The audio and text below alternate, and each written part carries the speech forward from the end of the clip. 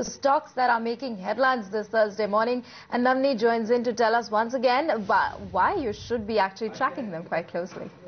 Well, Megha, keep an eye on financial technologies and MCX in today's trading session. Economic Times paper today has reported that both these companies, which are the promoters of Dubai Gold and Commodity Exchange, holding about 44% stake in that exchange, are looking to exit the exchange. And as per the reports, DMCC, which owns about 51% stake, and that's a government-owned company called Dubai Multi-Commodity Center, has the first right of refusal if the Indian promoters want to sell their stake in the company. We're looking at the valuations of the Dubai Gold Exchange. In 2007, FT Group had valued the exchange over $1 billion when it sold 1% stake to DMCC at about $12.5 million, which is about 60 crores. And well, as per the reports, DMCC is seeking a lower valuation compared to 2007 valuation. And talking about the products on this exchange, you have currency, gold futures, as well as metal futures, out of which, if you look at the volume of the Indian rupee futures there, it's about nearly $2 billion average daily turnover,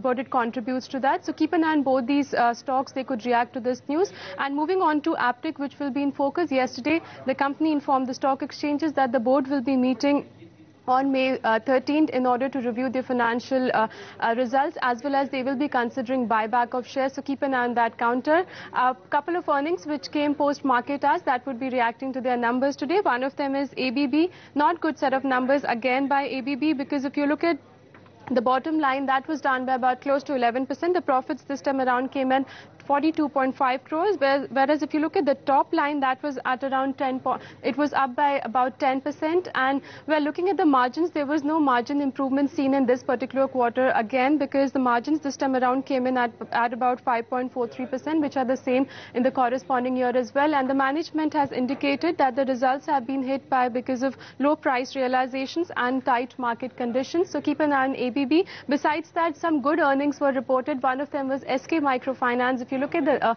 PAT figure, that came in at about 2 crore this time around versus a loss of about 330 crore, which was reported in the corresponding quarter, whereas income from operations were up by about 44% for SKS Microfinance. You can expect some positive reaction. And the other was Magma Fincorp. Again, good set of numbers. The profits were up by about 126%, coming in at about 43 crores, whereas if you look at income from operations, that was up by 55%. And lastly, you have Jacob, which reported its earnings yesterday. The PAT for the company was up by 79%. They reported a PAT figure of about 18.3 crore. Whereas if you look at the top line this time around, that was down by about 10%, coming in at about 162 crore. You'll see all these stocks reacting to their earnings today.